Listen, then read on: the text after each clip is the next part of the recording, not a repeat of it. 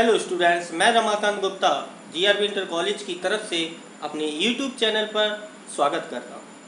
जैसा कि पिछले सेशन में हमने कल पढ़ा था कि प्रिज्म में अपवर्तनांक एन, विचलन कोण डेल्टा एम तथा प्रिज्म कोण में संबंध सूत्र ज्ञात किया था, जिसमें हमारा संबंध सूत्र निकल के आया था एन इक्वल साइन ए प्लस डेल्टा एम बटे 2 और सब पूरे के बटे साइन ए बटे 2। लेकिन कोई भी प्रिज्म हो, मोटा हो, कैसा भी हो, तो उसके लिए वही फॉर्मूला हम यूज करते हैं। लेकिन अगर प्रिज्म पतला है, मतलब इतना पतला कि जो प्रिज्म कोण बनता है ऊपर के दो असमांतर पृष्ठों के बीच में, अगर वो 5 डिग्री से भी कम है, इतना पतला हो, तो पतले प्रिज्म के लिए जो विचलन कोण होगा वो भी बहुत कम होगा। और जब विचलन कोण बहुत ही कम होगा तो उसमें जो हम क्या करते हैं कि जैसे कि हमारा स्नेल के नियम से n equal sign I upon sign R ये था। तो इसमें हम क्या करते हैं कि साइन को छोड़ देते हैं, तो n equal I upon R ऐसा भी लिख सकते हैं। तो हमारा जो i का मान आया था, वो हमारा i का मान कितना आया था पिछले उस डेरिवेशन में, तो i इक्वल था हमारा delta m plus a by 2 और r इक्वल था हमारा a बाई 2। तो जी हमारी i की वैल्यू निकली थी पिछले डेरिवेशन में और r की वैल्यू निकली थी। तो अगर हम i और r की वैल्यू रख देते हैं तो n equal delta m plus a by 2 और इसके भी बटे a बटे 2। तो अब ये हमारा हो गया। तो अब हम क्या करेंगे, 2 से तो 2 कैंसिल हो जाएगा, तो हमारा n equal delta m plus a upon a। इसके बाद क्रॉस इनटू करा देंगे अगर हम, तो delta m plus a equal n, तो डेल्टा m इक्वल कितना हो जाएगा, n माइनस यहाँ पर इसका मल्टीप्लाई हो जाएगा, n a हो जाएगा और इसका a का पक्षांतर करा देते हैं अगर हम, तो माइनस का हो जाएगा। तो डेल्टा m इक्वल ब्रैकेट में n माइनस 1 बचेगा, जब एक कॉमन ले लेंगे तो ये हमारा पतले प्रिज्म के लिए विचलन कोण का सूत्र निकल आया, delta m equal n minus 1 into a। तो विचलन कोण डेल्टा m, अपवर्तनांक n और प्रिज्म कोण a। तो इन तीनों में पतले प्रिज्म के लिए संबंध सूत्र a लगाना है आपको, और कोई भी प्रिज्म आ जाता है तो सवालों में आपको वो सूत्र याद करना है।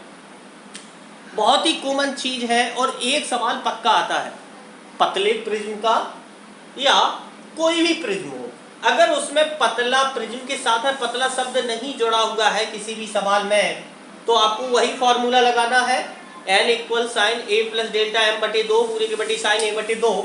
लेकिन अगर प्रिज्म के साथ पतला जुड़ गया शब्द तो उसमें आपको विचलन कोण का ये सूत्र लगाना है, delta m equal n minus 1 into a। तो ये आपको याद रखना है। अब हम बात करते हैं प्रिज्म में बण विक्षेपण। प्रिज्म में बण विक्षेपण कैसे होता है, क्या होता है, तो बण विक्षेपण है क्या आखिरकार। तो जैसा कि आपके सामने चित्र में प्रदर्शित है, चित्र बना हुआ है जिसमें श्वेत प्रकाश की किरण आ रही है और प्रिज्म के दोनों पृष्ठों से अपवर्तित होकर वो 7 रंगों में विभक्त हो रही है। तो सबसे नीचे देखें आपका बैगनी कलर है, फिर इनको नीला कलर है, फिर आसमानी कलर है, फिर इसके बाद ग्रीन हरा कलर है, फिर येलो पीला, उसके बाद ऑरेंज नारंगी और फिर आर रेड। इस तरीके से विवग्योर शब्द के द्वारा आपको ये आपके 7 रंग प्रदर्शित होते हैं। तो इसकी परिभाषा बन जाती है कि प्रिज्म में बण विक्षेपण क्या है। तो आपको लिखना है कि जब प्रकाश सूर्य के श्वेत प्रकाश की किरण प्रिज्म के दोनों पृष्ठों से अपवर्तित होकर गुजरती है तो वह 7 रंगों में विभक्त हो जाती है। इस क्रिया को प्रकाश का वर्ण विक्षेपण कहते हैं। अब वर्ण विक्षेपण की क्रिया से आपको पता है प्रिज्म का आधार नीचे होता है, तो आधार से पता चलता है कि प्रिज्म के आधार के निकटस्थ कौन से रंग की प्रकाश किरण निकलती है, मतलब प्रिज्म के आधार से निकटस्थ मतलब पास का जो प्रकाश रंग होता है वो कौन सा होता है, बैगनी, और दूरस्थ प्रकाश की किरण कौन सी होती है, वो होती है लाल। ये बताना है। इसके बाद दूसरी चीज आपको बता दें, तरंग दैर्ध्य के बढ़ते हुए क्रम में नीचे से ऊपर की ओर जा रहा है। तो जो प्रकाश की तरंग दैर्ध्य होती है, मतलब तरंग की लंबाई, तो सबसे कम तरंग दैर्ध्य बैगनी रंग के प्रकाश की होती है और सबसे अधिक तरंग दैर्ध्य लाल रंग की होती है। तो ये ध्यान रखना। इसीलिए सुबह के वक्त जब सूर्य क्षितिज पर नीचे की ओर होता है तो उस समय हमारी आंखों और सूरज के बीच में, सूर्य और हमारी आंखों के बीच की दूरी बढ़ जाती है, जिसके कारण सूर्य के जो श्वेत प्रकाश में 7 रंग छिपे हुए हैं वो हमारे वातावरण वायुमंडल में घुल जाते हैं। केवल लाल रंग की प्रकाश की तरंग दैर्ध्य अधिक होती है तो वो हमारी आंखों तक आ जाती है, इसलिए हमें सूर्य का रंग लाल दिखाई देता है। इसी प्रकार इसकी तरंग दैर्ध्य अधिक होती है और इसी के कारण इसमें आपको बता दें कि जो खतरे के निशान होते हैं, उनके जो साइन बोर्ड होते हैं और गाड़ी वाहनों में जो पीछे की बैक लाइट होती है वो रेड लगाई जाती है, क्योंकि ये दूर से ही दिख जाता है इसके रंग का प्रकाश। इसलिए आपको बता दें कि दूर से जब दिख जाता है तो आदमी सतर्क हो जाता है, इसलिए गाड़ी का वाहनों का पीछे से आ रहे वाहनों का ब्रेक लगाकर कंट्रोल किया जा सकता है जिससे दुर्घटना ना हो, क्योंकि इसकी तरंग दैर्ध्य लाल रंग की तरंग दैर्ध्य, लाल रंग के प्रकाश की तरंग दैर्ध्य बहुत अधिक होती है और सबसे कम तरंग दैर्ध्य होती है बैगनी रंग की। ये क्वेश्चन ऐसे पूछे जाते हैं एक एक नंबर में कि किस रंग की तरंग दैर्ध्य अधिक होती है, किस रंग के प्रकाश की तरंग दैर्ध्य कम होती है। इसके बाद बैगनी रंग के प्रकाश में प्रकीर्णन सबसे अधिक होता है और लाल रंग के प्रकाश में प्रकीर्णन सबसे कम होता है। बैगनी रंग के प्रकाश की चाल सबसे कम होती है और लाल रंग के प्रकाश की चाल सबसे अधिक होती है। बैगनी रंग के प्रकाश में अपवर्तनांक सबसे अधिक होता है और लाल रंग के प्रकाश का अपवर्तनांक सबसे कम होता है, और अपवर्तन की क्रिया भी लाल रंग में कम होती है और बैगनी रंग में ज्यादा होती है। और इसके बाद विचलन भी बैगनी रंग के प्रकाश का सबसे अधिक होता है और लाल रंग के प्रकाश का विचलन सबसे कम होता है। तो इसमें केवल इतना ध्यान रखना है कि लाल रंग के प्रकाश की तरंग दैर्ध्य और चाल सबसे अधिक होती है और बाकी की जितनी भी चीजें पूछी जाए, अपवर्तन, अपवर्तनांक, विचलन, प्रकीर्णन, वो सब बैगनी रंग में अधिक होता है। ये ध्यान रखना है। इसके बाद बात कर लेते हैं कोणीय वर्ण विक्षेपण। कोणीय वर्ण विक्षेपण क्या है? तो दो रंगों की, जैसे कि हमारे प्रिज्म में जो 7 रंग निकल रहे हैं तो लाइन से क्रम से हैं, जो पट्टियां बन रही हैं 7 रंग की, तो दो रंगों की निर्गत किरणों के बीच बनने वाले कोण, जो 2 रंग की पट्टियां निकल रही हैं उनके बीच में जो कोण बन रहा है, बीच बनने वाले कोण को कोणीय वर्ण विक्षेपण या कोणीय परिक्षेपण कहते हैं। माना जैसे कि 2 रंग ले लेते हैं, सबसे ऊपर वाला सबसे नीचे वाला, लाल रंग और बैगनी रंग। माना लाल व बैगनी रंग के बीच कोणीय वर्ण विक्षेपण थीटा है और अल्पतम विचलन कोण डेल्टा आर लाल रंग का और बैगनी रंग का डेल्टा वी है। तो कोणीय वर्ण विक्षेपण थीटा बराबर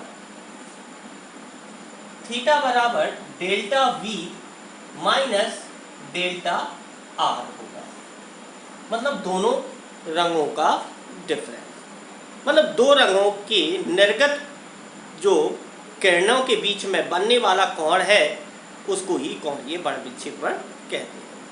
लेकिन अगर मान लीजिए कि आपको विचलन कोण नहीं दिया गया है, अपवर्तनांक दिया गया है, तो अगर मान लीजिए बैगनी रंग का अपवर्तनांक एन है और लाल रंग का अपवर्तनांक एन आर है, तो प्रिज्म कोण ए है, तो क्या हो जाएगा हमारा फॉर्मूला, ये भी आपको ध्यान रखना है, क्योंकि डेल्टा आर बराबर, जैसे कि हमारा जो सूत्र निकला था इसी से डेल्टा आर बराबर क्या हो जाएगा, एन आर माइनस 1 इंटू ए, और डेल्टा वी बराबर एन वी माइनस 1 इंटू ए। और इसका मान रख देंगे इसमें, तो एन आर माइनस, मतलब यहाँ पर N V minus N R into A, ये फॉर्मूला बन जाएगा। क्योंकि जब इसका मान रखकर सॉल्व करेंगे -1 और +1 कट जाएंगे, तो इस तरीके से हमारा जी फॉर्मूला निकल आएगा। तो N V minus N R. अपवर्तनांक के पदों में कोणीय बड़ विक्षेपण का सूत्र ये लगाना है, और इसके बाद विचलन कोण दिया जाए तो जी वाला फॉर्मूला। इसके बाद बात करते हैं बड़ विक्षेपण क्षमता की। तो बैंगनी और लाल रंग के बीच उत्पन्न कोणीय बड़ विक्षेपण, किसके? बैंगनी और लाल रंग के बीच उत्पन्न कोणीय बड़ विक्षेपण तथा मध्यवर्ती जो पीला रंग है, मध्यवर्ती पीले रंग के विचलन कोण के अनुपात को बड़ विक्षेपण क्षमता कहते हैं। इसे ओमेगा से प्रदर्शित करते हैं। तो बैंगनी और लाल रंग के बीच उत्पन्न कोणीय बड़ विक्षेपण मतलब delta we minus delta R, इसका फॉर्मूला हो जाएगा ओमेगा बराबर delta we minus delta R बटे डेल्टा वाई। विचलन कोण के पदों में आपका ये सूत्र बन जाएगा, क्योंकि बैंगनी और लाल रंग के बीच उत्पन्न कोणीय बड़ विक्षेपण तथा मध्यवर्ती पीले रंग के बीच उत्पन्न विचलन कोण के अनुपात को कोणीय बड़ विक्षेपण क्षमता कहते हैं। इसके बाद बात करते हैं अपवर्तनांक दे दिया जाए तो इसी फॉर्मूला से हमारा निकल आता है डेल्टा वाई बराबर क्या हो जाएगा, N Y minus 1 into A.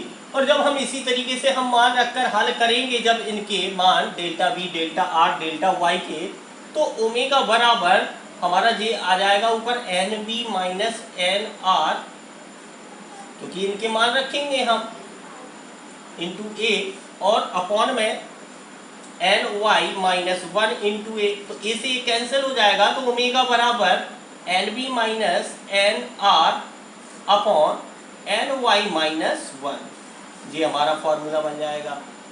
तो अगर विचलन कोण के पदों में पूछा जाए तो बड़ विक्षेपण क्षमता का सूत्र ये लगाना है, और अपवर्तनांक के पदों में ए लगाना है। तो इस तरीके से आज हमने आपको बता दें कि प्रिज्म में बड़ विक्षेपण पढ़ा, पतले प्रिज्म के लिए विचलन कोण, अपवर्तनांक तथा प्रिज्म कोण में संबंध पढ़ा, और कोणीय बड़ विक्षेपण तथा बड़ विक्षेपण क्षमता के बारे में पढ़ा। तो जुड़े रहिए हमारे साथ, इसी तरीके से इंटरमीडिएट फिजिक्स की तैयारी करते रहिए। और जिन्होंने हमारे चैनल को सब्सक्राइब ना किया हो तो वो हमारे चैनल को सब्सक्राइब कर लें, और बेल आइकन दबाकर नोटिफिकेशन प्राप्त करने के लिए बेल आइकन की घंटी बजा दें। Thank you so much.